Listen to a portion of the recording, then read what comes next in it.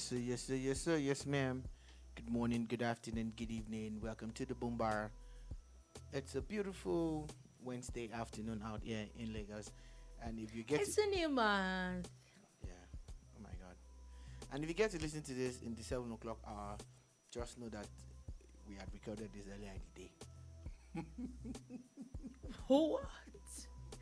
It's a new month. At least at 7 p.m., it's still going to be a new month. And I don't know when you became. Look, in the last 2 months, you've been acting all I don't strange. care. On this one, You're on something that I don't on know. this particular month, I don't care. I'm going to do whatever I feel like doing. It's the month of June. It's the best month in the year. All right, she's not the only one that feels like doing whatever she wants to do. Dino Melaye wants to do whatever he wants to do. Pogba and Gareth Bale want to do whatever it is they want to do. If you like doing. Yeah, and a couple of other things that we'll be discussing here at the Boom Bar. Yesterday we ended the show talking a teeny weeny bit about depression in the Nigerian society and how the case study was a lady who works with a telecoms company.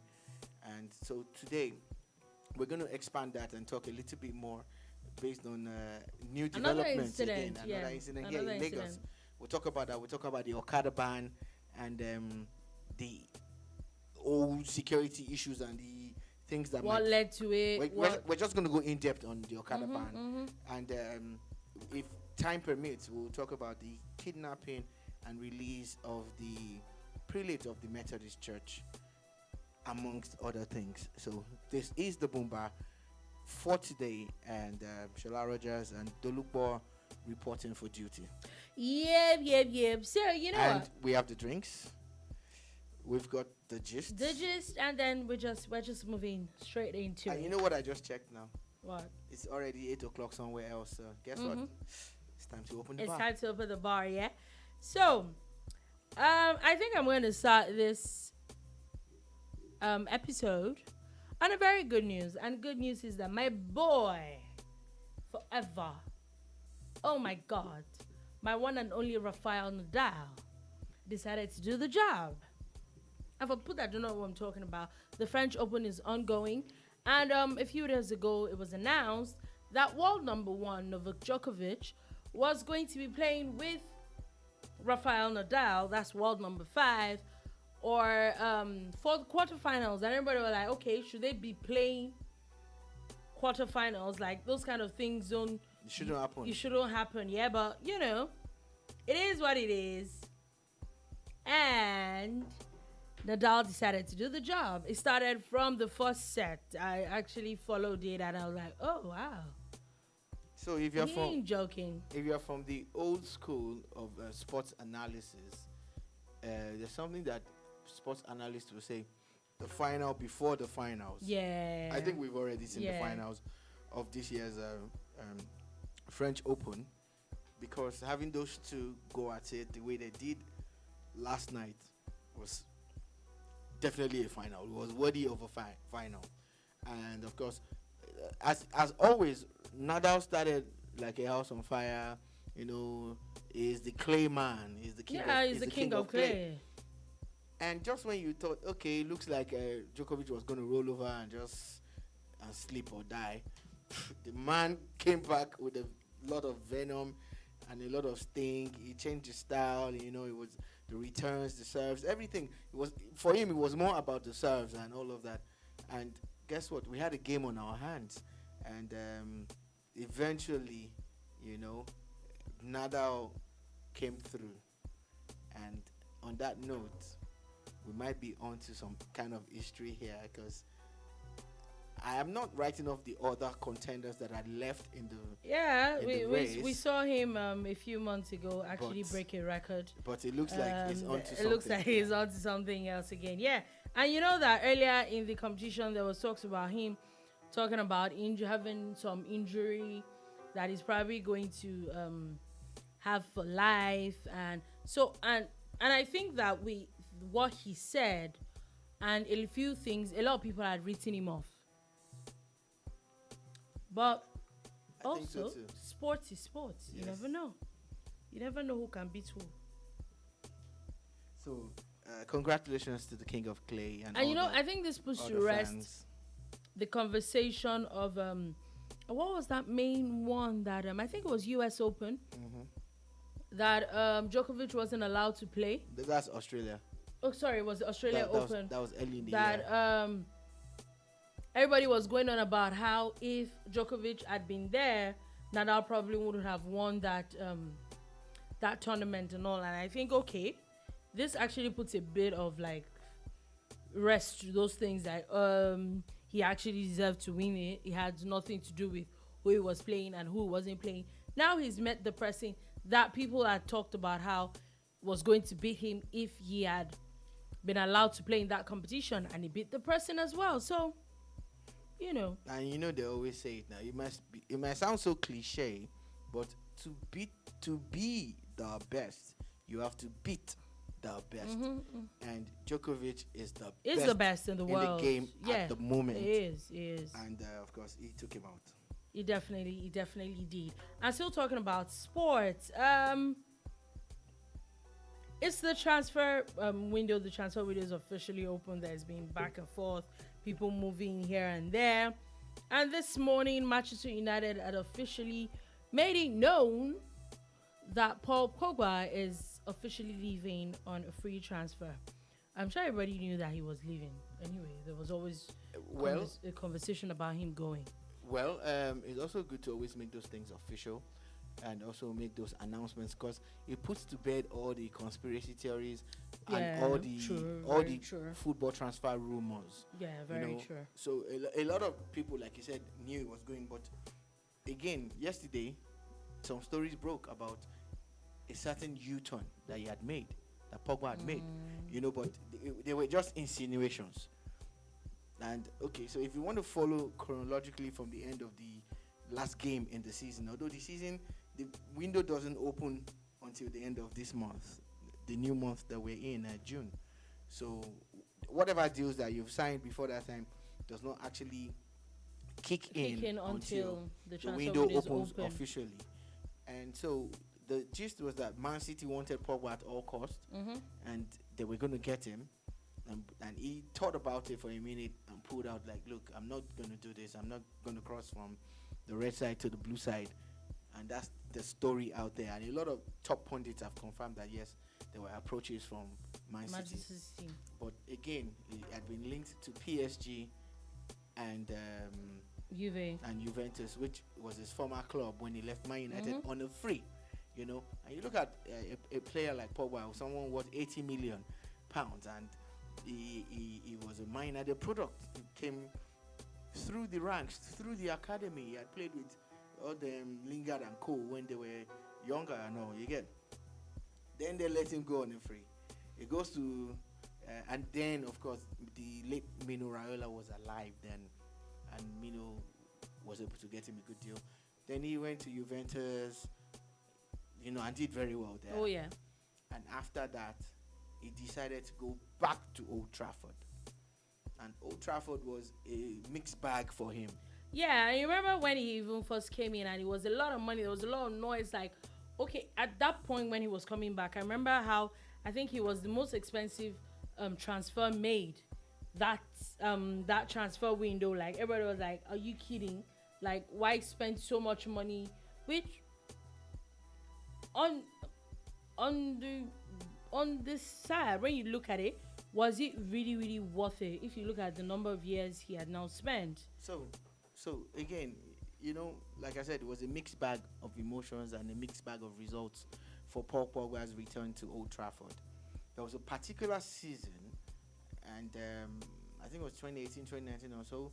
There was a season where at the end of the season, a fan was shouting at him when they were like waving the fans goodbye for the season and all. And the guy was shouting at him, and Pogba actually kept his cool, and he kept on telling the guy, yeah, I tried my best, I did what I could.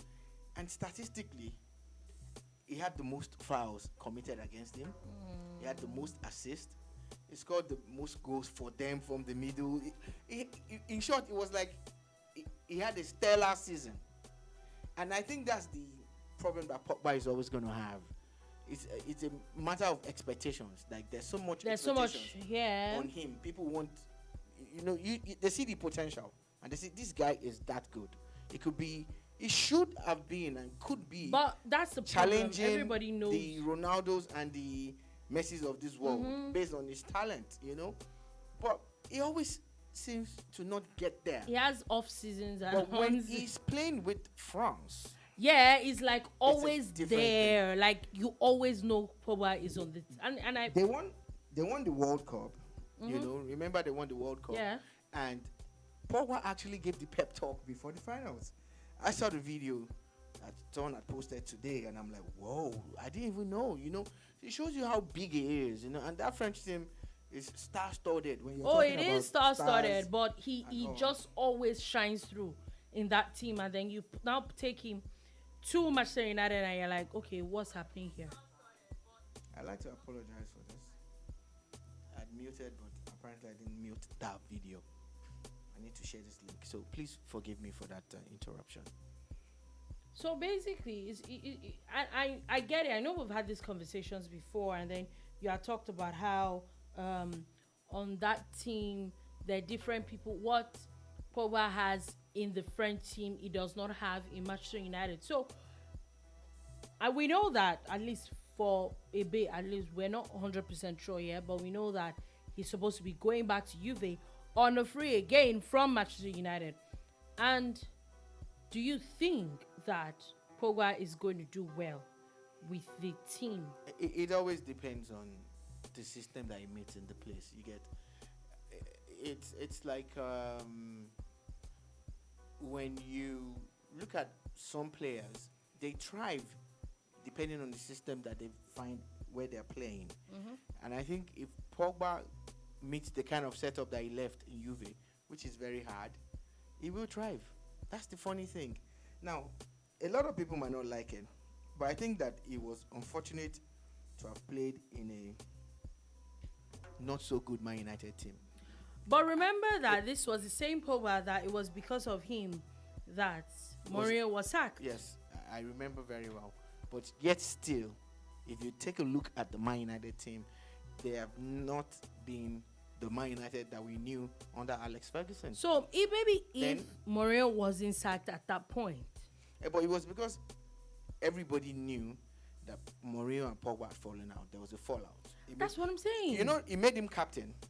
Then took the captain's band off him. So you start to look at how frosty their relationship had become, and maybe the United team looked at how they had invested so much in Pogba, and maybe they felt it was more of an asset to them than Mourinho. I think it's a big mistake on their part. I've always said it, and they're still ruined it. They're ruined the loss of Jose till now.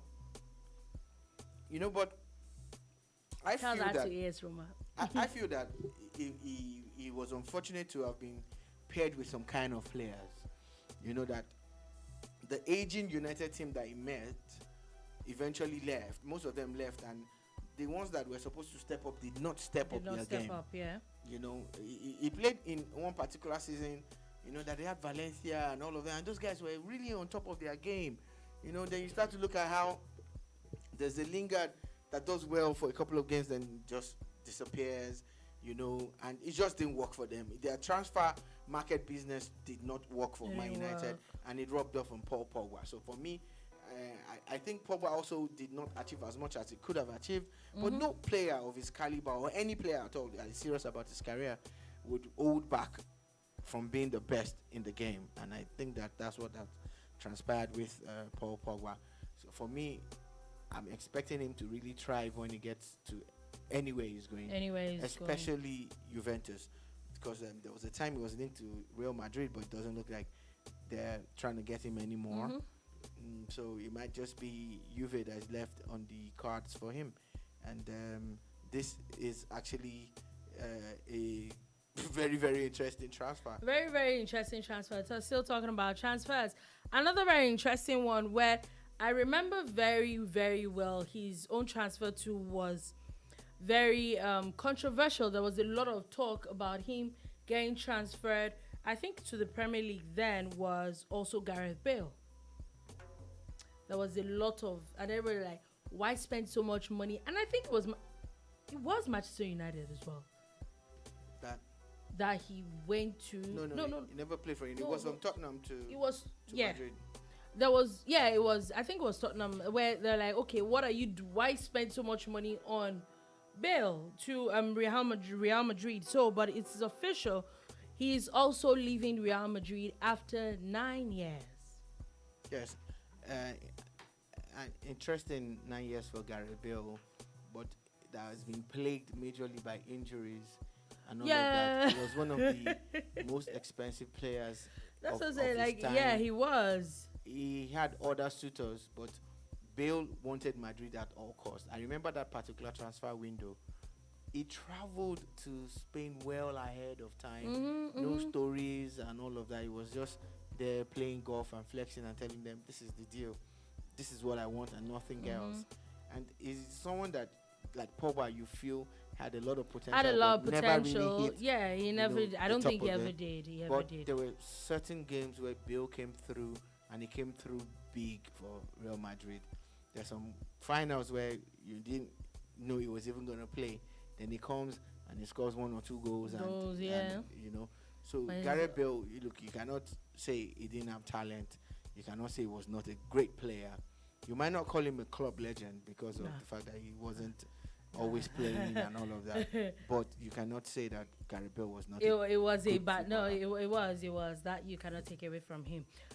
Moving off that, and before we leave football, it is now official that a judge has banned 27-year-old French Kurt Zouma, who's West Ham defender, from keeping cats for 5 years. Wow.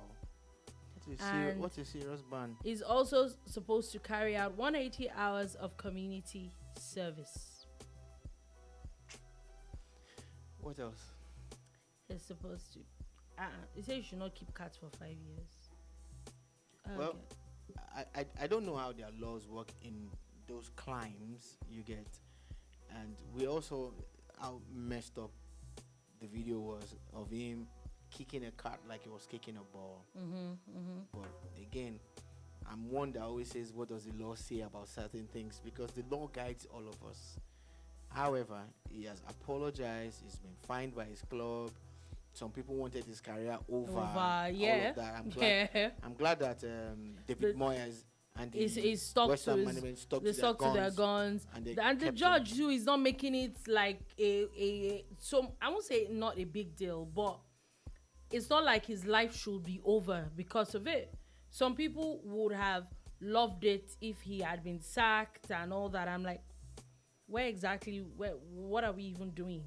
But anyway, it is official. He has been fined now. He's supposed to do 180 hours of community service and banned from owning cats for 5 years. So they say you should not buy cats. You should keep your money to yourself. Don't buy cats. Let the cats be.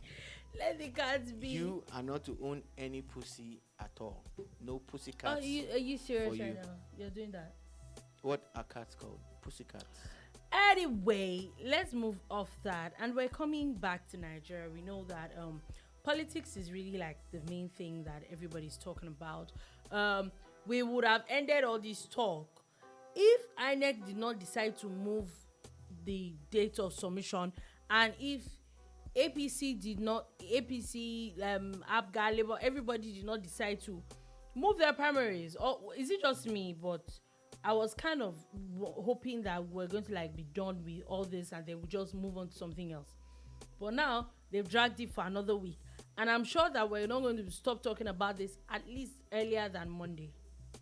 And beyond, because there'll be fallout on Which I'm whatever already tired. happens. I'm already tired. Well, it's going to be a long year, so you better get used to it. So, news broke yesterday that before President Buhari went to Spain, he's in Spain as we speak anyway, for people that do not know, for a 3-day working visit. So it was said that before he left, he had a meeting with all APC governors, and the crux of the matter was about getting the word successor. Yeah? Am I right? Carry on. Then this morning, we see a former senator singing one at that, who decides to go for dress nicely though. Shout out to your tailor and the person that buys your material. Beautiful, beautiful outfit. What if they're one and the same? Possibly, but whatever, whoever it is, shout out to I don't like whether I like someone or not. When you see something good, appreciate it. Very beautiful native, very beautiful cap, looking all gorgeous. Decided to come for President Buhari in the person of okay, a senator is always a senator. Right? Yes, he is a senator. I just wanted to be sure. You better be. Senator Dino Melaye, who just lost primaries though, just putting it there, just putting it out there.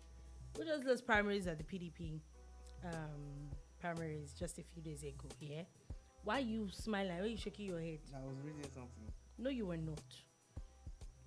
And he came for the president that the president is trying to impose on them that is very undemocratic, is very dictatorial, and that we're not running a monarchical or a dynasty in Nigeria, that he should have been a candidate and not a successor. Yes. So I watched that video a couple of times over and over and over again. I even commented on it. Yes, I saw your comments. And I don't.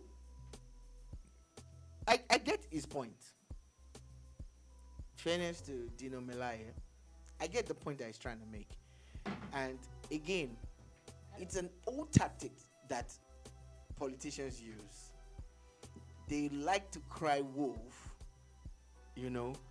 just to create awareness about certain things and divert attention or direct attention to some things. You get. So in his case, he is harping on semantics. Especially when you understand English, you speak English, you know that even laws that are passed still need to be interpreted. So what? Not to even talk of sentences and statements that are made. Now, Dino Melaye was not part of the meeting that the president had with the governors. And all these things we're all talking about is just speculation. Yes. There isn't really a particular statement. You don't know if in fact he had said those words exactly. Now maybe the news that seeped out of that meeting that we have all gleaned is about picking a successor, looking for how to put their house in order and all of that. You get? Which is possible, it might not even be. Yes, it's 100% possible that maybe that was not the fulcrum or the focus. However, you happen on a word, successor, and the fact that someone calls someone a successor or wants to pick a successor does not mean that they're trying to rig an election or impose anything. It's just pure English. And there's nothing wrong with saying positively and being clear. And again, the funny thing is there's nothing wrong with using the word successor in this context because he is also leaving the APC as president. He's their presidential candidate. So he says he wants a successor. Not necessarily, even if you are afraid of the word successor at national level. My issue he needs to have a successor in the APC. In the APC, anyway. My issue with it is that, like you said, we like to harp on things that, to me, not there. First things first, when I saw that video, to be honest, I'm like, oh, okay. I'm not sure Dino Melaye had seen himself in the news for a while now, so he needs to put something out to show that, okay, I'm still alive and well, just in case you people forgot about me. That was the first impression I had about that video because I felt it was completely unnecessary. As much as, yes, the president might have said a successor, I'm even looking at it from the angle that the president is from a party that is hoping to win the elections. The same way the PDP is hoping to win the elections, the same way APGA is hoping to win the elections, everybody is hoping to win the elections. So, what's wrong with what he said? And yet again, you see everybody that you refer to now, Dolupo, say things like, this is the next president of Nigeria. Yeah. there's a picture I saw of President Buhari and Pastor Tunde Bakare, and one of Pastor Tunde Bakare's supporters wrote a quote allegedly from Pastor Tunde Bakare saying, "President Buhari is the 15th. I will be the. I am the. I not. I will be. I am the 16th." You get.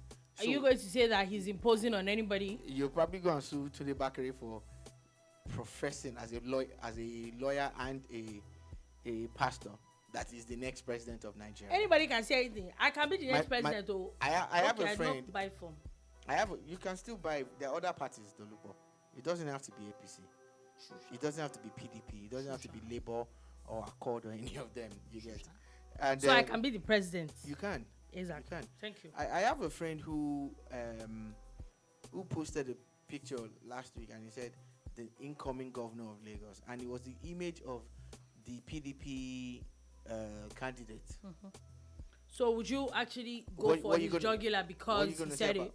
He said what he said. Okay, so you say, oh, they are not the president. We understand that they are not the president, but if you had such fears and Dino Melaye went as far as talking about using the blood and fighting and all of that, and I think we need to refrain from heating up the polity. I think we need to be careful the way we use our words. Mm-hmm. You are a leader in the community, not just in Kogi State, but across Nigeria, and especially on social media where you thrive.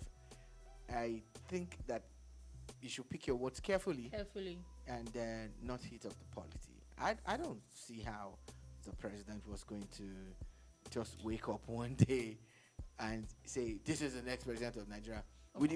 Especially with the electoral laws that were uploaded. That was signed by him. By Dino's former principal, Senator Bukola Saraki, and other people that, these are things that have been put in place that will make Nigerians, rest easy, knowing that their votes will count. And rigging would be a thing of the past, or at least be at the BRS minimum if it exists at all. You understand?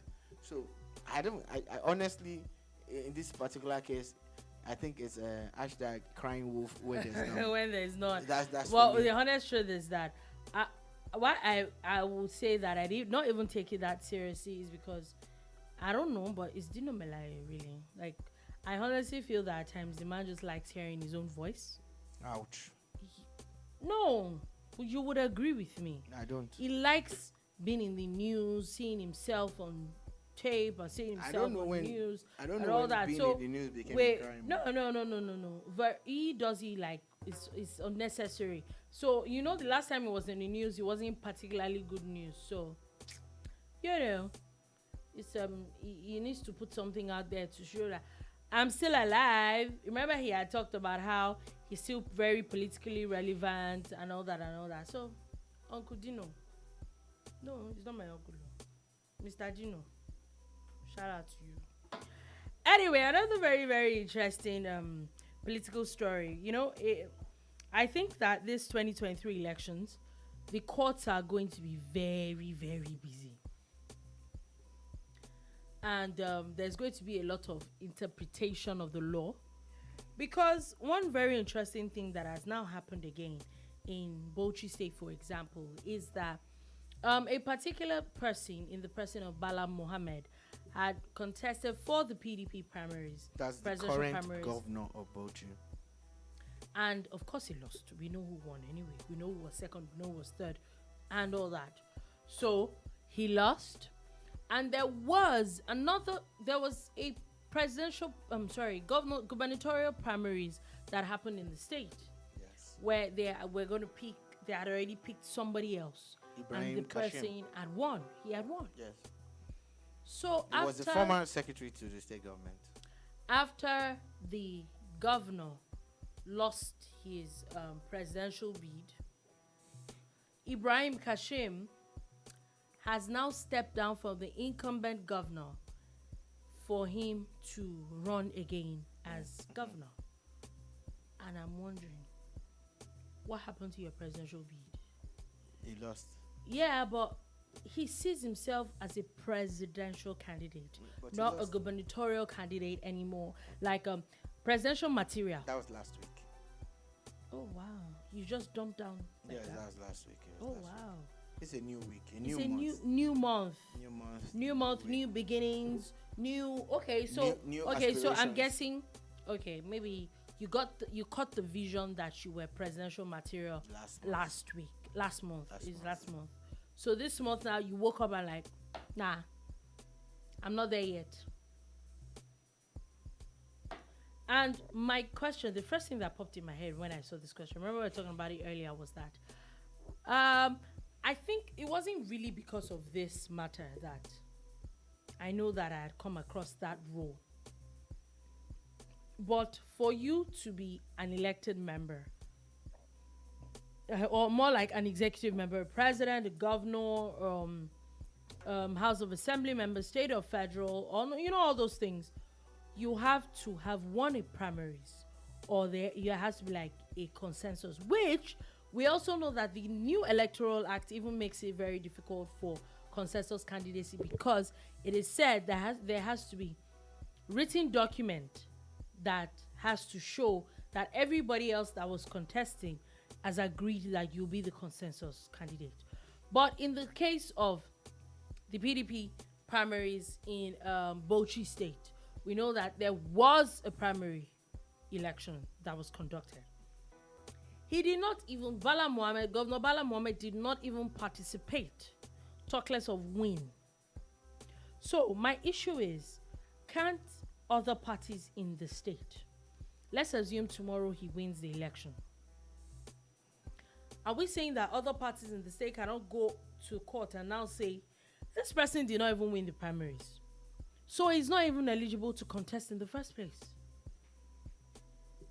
Yes, there's a possibility that someone would say that, or some people would say that. But again, politicians and politics, or should I say politricks, they are pari passu, they are 5 and 6. You cannot separate them. It is a known fact that a lot of the people who claimed that they were running for president also had ambitions to go to Senate and other things. You get, in Bala Mohammed's case, he had an ambition to fall back on being governor if he had failed to be president, But I think because of the new awareness and the electoral act and the way people are taking everything, he decided that he could pick only one form. We've heard of people who buy senatorial and presidential. But you can buy two forms. Okay. I think. I mean, I don't know if it's. But it's some people that did. Exactly what I'm saying. So, but at the end of the day, it is funny how they want to post this story or stamp post it, and put it up as, something that just happened. Mm-hmm. It looks well orchestrated to me. So Ibrahim Kashim was the secretary to the state government. Then a few months ago, he actually resigned to pursue his career, so in politics. Okay. Then he picks the ticket. But because of all these new ones, I think that if they had gone with the old plan and the presidential nomination had happened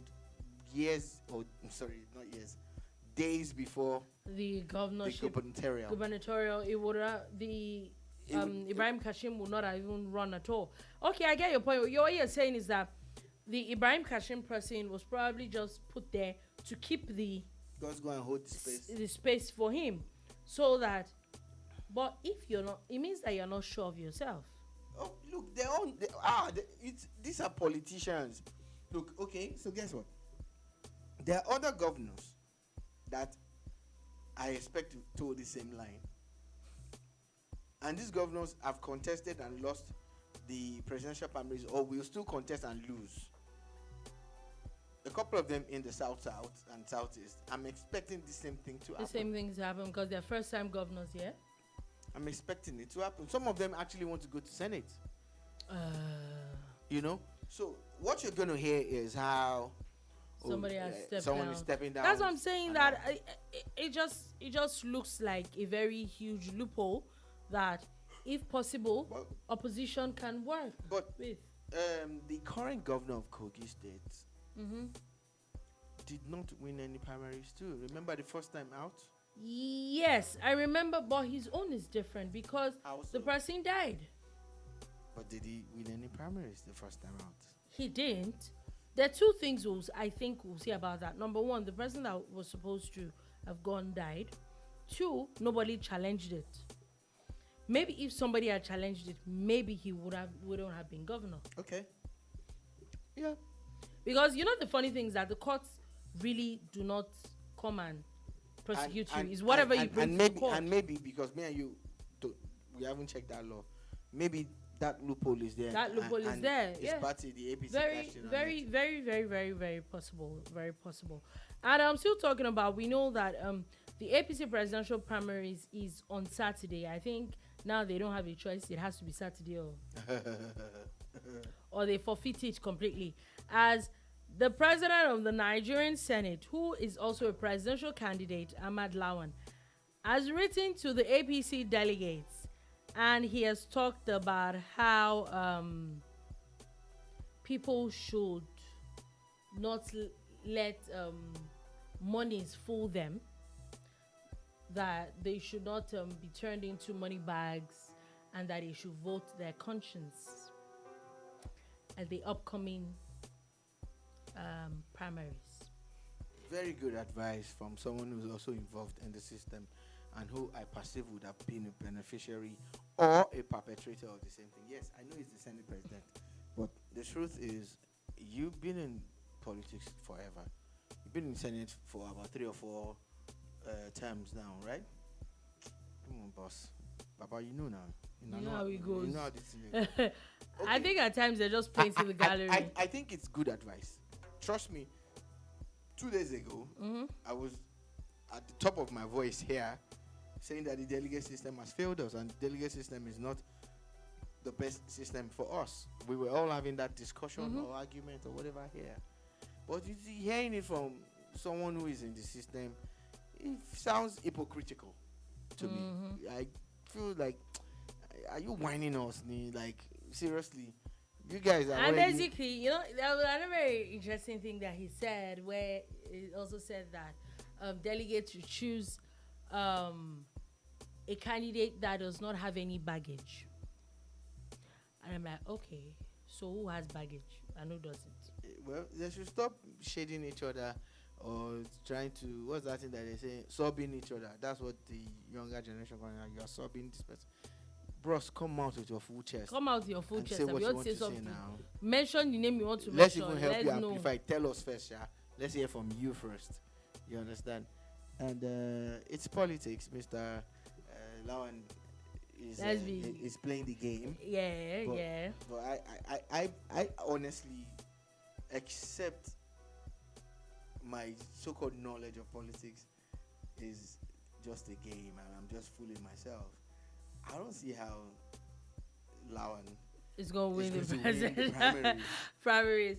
I'm also actually very miffed that he's even contesting in the first place. In the first place. So it means that he's not going back to the Senate. Then again, yes, that's why I want to say that who has won this ticket to represent the good people of his senatorial district? It's time to look at. I know he's from Yobe State, so I definitely will check that out.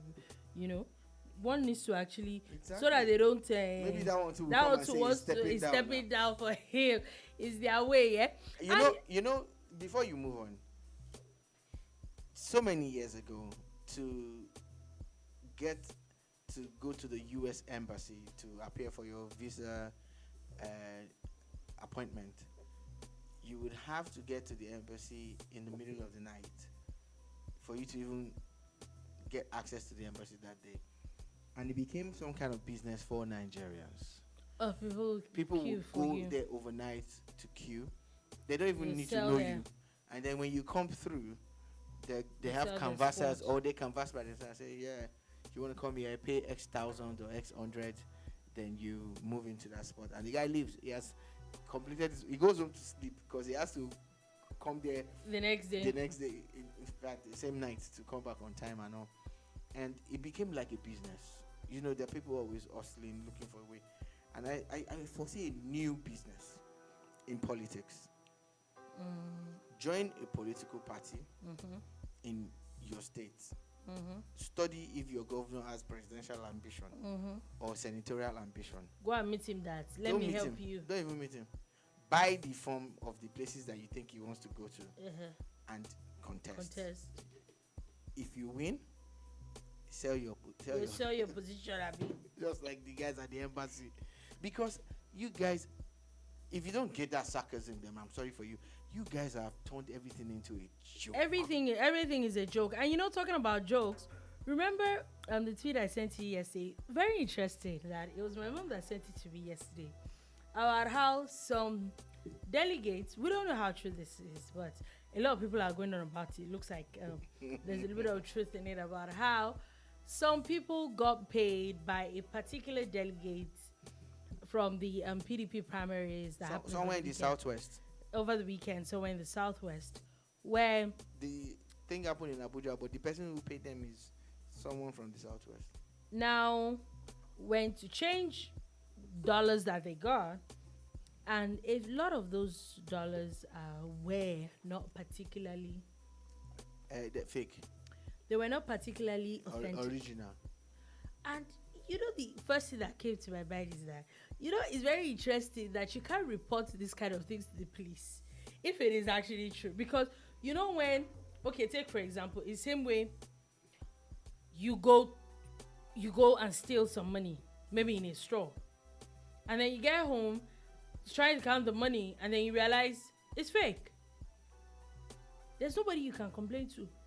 You will just be angry, and you will just, it's, I think it's what Yorubas call isonueku. Like, you just literally cannot see anything. You are angry, but you're just quiet. And it's very interesting. I think that whoever did that, if that matter is actually true, the person probably knew he wasn't going to win anyway. He didn't win anyway. And you're like, y'all not going to take my money and just go. But I thought he was paying that money on behalf of one of these candidates. Because he didn't contest. He did. He did. He did. He did not. He spoke about it like he did. He did not. And now somebody is allegedly got sacked because they voted for somebody else. His aide. Yeah, I'm sure that guy got real authentic dollars. We still not mentioning anybody's name. We're not mentioning anybody's name. So the thing is, isn't it sad? There's a video of a Chief Aguero who is now viral. He's a delegate par excellence. He bought a car. He bought a Tokumbo like car. I said. And he got it with his dollars. People that do not know, for people that don't know, I've said my own now. It's time to go and join a party.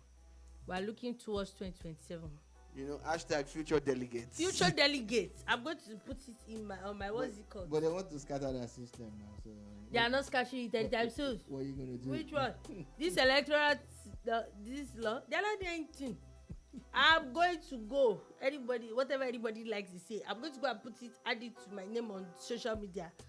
Future delegates. Anybody. Hashtag future delegates. Any party that wants me now, bring your what's it called? Your manifesto. Let me see what you have for me.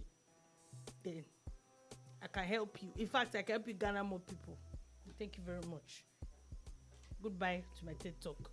Anyway, moving on from that. Let's move away from politics and move on to something a little bit more, I won't say serious, because it was before we leave there, Okada ban. Abubakar Atiku has officially collected his certificate of return to contest in the presidential elections come 2023. So it's official. He's the flag bearer for the PDP. And before we get to the Okada ban, quickly, I just wanted to go through the Independent National Electoral Commission has officially said that fresh registrations, we know that it closed officially, online registration officially closed yesterday. So if you haven't done it, you can't get done anymore. At least for the 2023 elections, no, it cannot be done anymore. The Independent National Electoral Commission has today come out to say that the fresh registration that they did over time for the continuous voters registration has hit 10.2 million.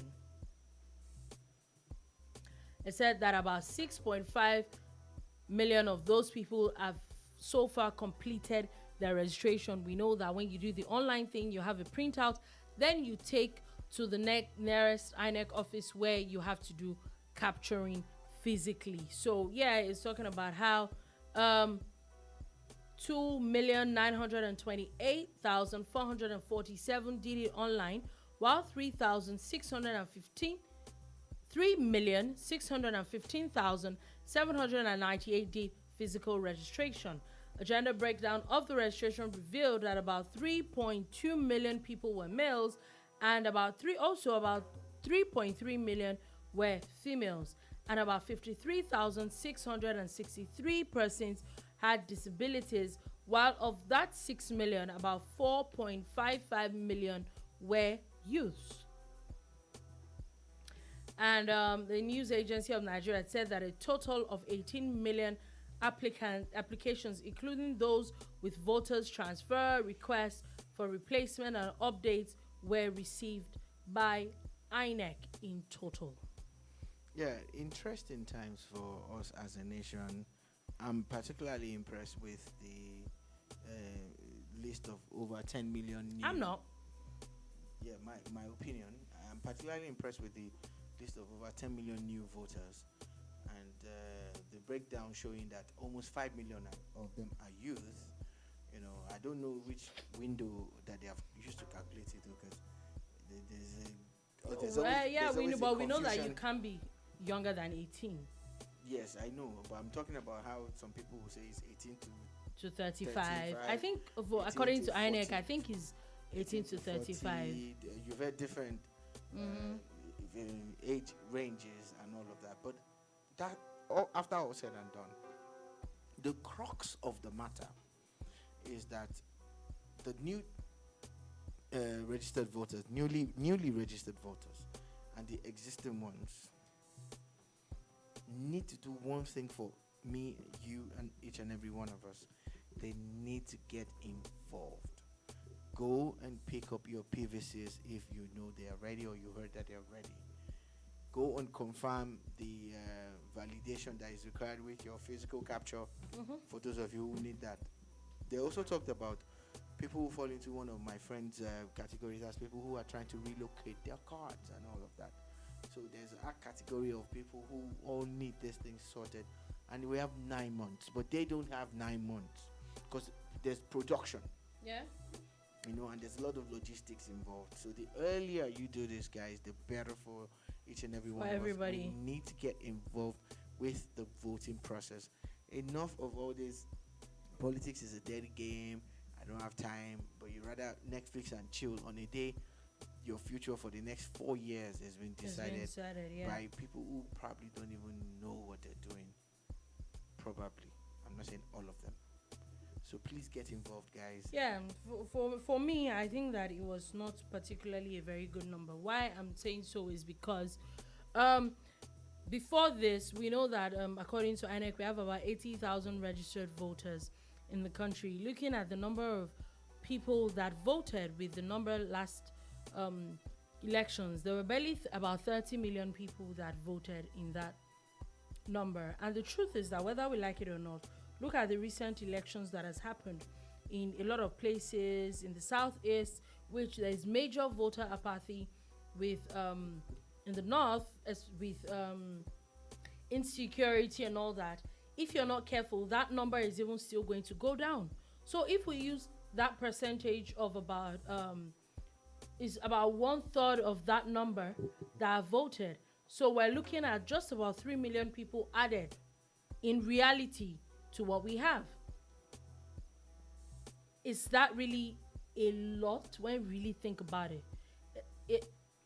When you really look at the elections or the election results that happened last year, in 2019, 3 million new voters, if we say is divided into, because some people will vote for some other people and vote for the two ruling parties as well, would it really have swayed the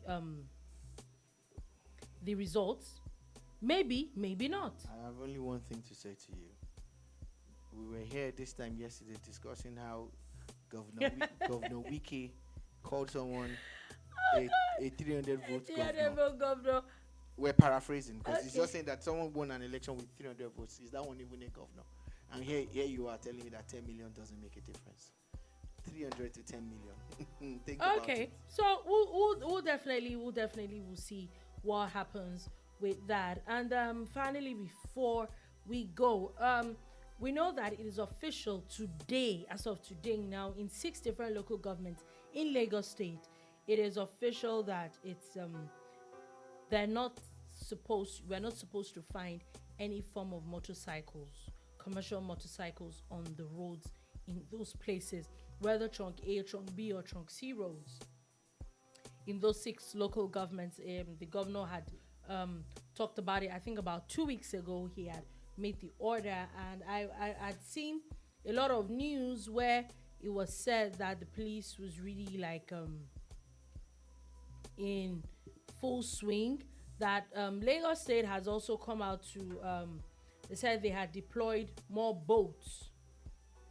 The 6 places are the Etiosa local government, Ikeja, Surulere, wow, Surulere, Lagos Island, wow. It's time to be tracking though. Don't we always? Okay, Lagos Mainland and Apapa, those are the 6 places. The Lagos Ferry Services has said that they have deployed more boats and increased daily operational trips just to also alleviate the issue of bikes in the system. The police had also come out to say that they had deployed 600 anti-Okada enforcement squad. That the plan is really to enforce it. For example, they said there are a few companies that have given a day off for a few of their staff, just so that in anticipation if there was some sort of violence here and there, like a company called High Tech Construction Company had issued a memo that in all its sites in Lagos that nobody should come to work today. Okay. Kudos to the Nigerian police force. A big shout out to the waterways people, Lasiswa or something. I can't remember what their name is, but they're doing great. I quickly want to address something. They're taking Okada off, you're increasing boats. And people are like, what does it make sense? It actually does make a lot of sense. What it means is that a lot of people who would want to shorten their rides by going via a bike, especially maybe like from a place like Ikorodu, for instance, they don't have to do that because they can actually get more boats that will take them across the pond to the island, to different parts of the island, Lekki, Lagos Island, and all of that. So I think it's a welcome development there. Lagos State, on my own part, I think deserve knocks. And this is my opinion. This is why I'm saying it. A few years ago, we saw how bikes were stopped completely in Lagos.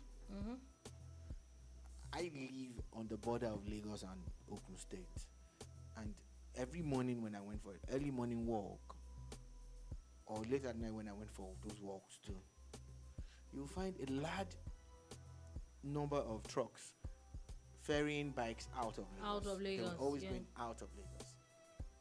It got to a point where startup companies had to pack up or redesign their businesses. Gokada, Max, and there are about 3 major companies that were providing employment. And they were organized and all of that. And their bikes were not just the regular bikes; they were actually nice looking bikes and all. Then you stopped that business. So how did Okadas get back into the system? Because if you could have shut down, which I feel that they could have just, those were the ones they should have used to replace. If you could shut down a structured bike transportation system, why, or a bike hailing system, how did the non-organized dangerous back into the system, dangerous bike system become so prominent to the point where they are killing people, they are attacking people? Then it sparks of your reactionary move. You're not supposed to be reacting. You're supposed to be proactive in this situation because it was about enforcement. So why were you not enforcing all along? In the first place. So this ban is not new. So why are we making it news? Why? because the government slept on its responsibilities. And people need to speak the truth to power. You should not, after banning the bike, you shouldn't have allowed them thrive the way they're thriving. It got to a point where the movement of bikes outside Lagos became movement of bikes into Lagos. Because there are many parts of Nigeria. In the north, there are several states. In the south, there are several states. In the southeast. In the southeast, bikes are not even allowed to operate. But life moved on. Heavens did not fall. So let's be honest and let's speak the truth to power. Lagos State government, is just that we're not going to commend you for this ban because you shouldn't have allowed it in the first place. The only thing is that I hope that this particular ban sticks this time. Amen. Amen.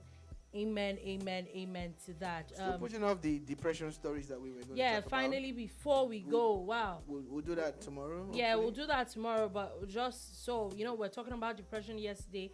News broke today where the Lagos, the LCC people went on their... That's the Lekki Construction Company. Concession Company. They are the owners of... or the operators of the toll gate at the Lekki Expressway. Yeah, so on their way, on their routine drive around, they saw a man that was in the process of jumping into the lagoon, and he obviously there was a video that I saw, and it said that they are now handed him over to the police, and so what we're definitely going to talk about tomorrow, how we know that in Nigeria as of today, it's a crime. Criminal. And that law should be abrogated. It should be abolished. So what's the fate of someone that is already... Someone like this guy that was saved from killing himself today. And then you take him to prison tomorrow. What happens to him? You take him to prison to compound his woes, or you actually help him get rehabilitated. Get off on them. So we'll talk about it. We'll talk about that tomorrow. And a few other things at the bar tomorrow. Have a beautiful, beautiful day ahead.